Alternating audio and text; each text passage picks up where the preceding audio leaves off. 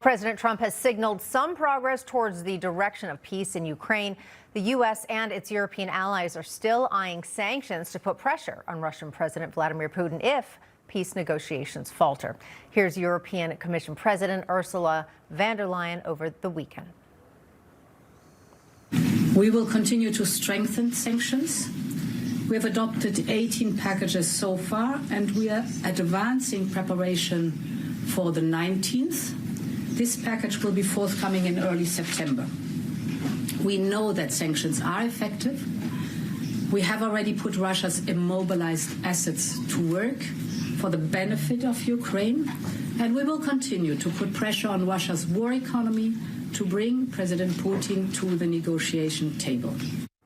And the EU president you just saw there is among the 7 that are arriving at the White House any moment. Meanwhile, the man you see on the right here, South Carolina Senator Lindsey Graham, pushing for Trump and the Europeans to get tougher on tariffs on countries dealing with Russia, saying this, quote, "You've got to convince Putin that if this war doesn't end justly and honorably, with Ukraine making concessions also, we're going to destroy the Russian economy. To our European allies, up your game. Put tariffs on every Russian that buys Russian oil and gas cheaply to benefit Putin's war machine. Do what Trump's doing," end quote. Meanwhile, Trump's former Vice President Mike Pence appearing to be in agreement. But I think the hammer needs to come, and it needs to come immediately. We ought to pick up the phone and ask Majority Leader John Thune to immediately pass the secondary sanctions bill that is supported by virtually everyone in the United States Senate. Here now, economist, attorney, and former Naval Intelligence Officer John Jordan, along with the president of Stromark LLC, Hillary Fordwich, who has an extensive background in global business development. Hillary here with that live look there at the White House for the family photo, if you will. This would happen at any moment to the arrival of several European leaders in this moment. And essentially, they're there, many at the request of Zelensky, to show support for Ukraine.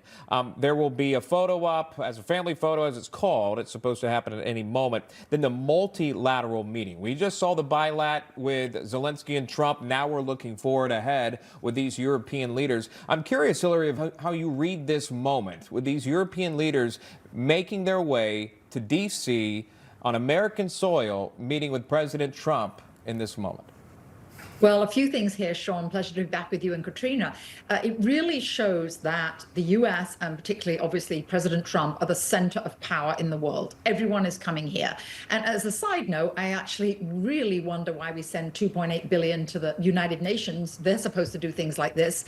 But President Trump wants to go down as, and I think he will go down as, a president of peace. He wants peace. And he's one of the few leaders, Sean, who ever talks about the body count, the boys, the young men, the civilian casualties, all the casualties. So I think that's what he wants. Why are all these European leaders coming here?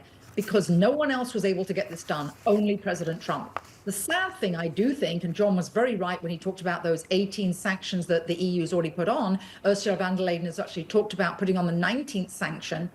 Why this all didn't happen on day one of this war? Why didn't all of the European nations and everybody do exactly what people are threatening to do right now, the first day? Actually, you know that I'm from England originally. The English often refer to London as Londongrad. What about all the Russian oligarchs, particularly in London, but around the world? They could have pressured Putin. No need to cry over spilt milk now, but I think a lot could have been done before. Better late than never. They have to come here to get it done because President Trump is getting it done. Biden and no one else has. Hillary Fordwich, thank you. Thank you.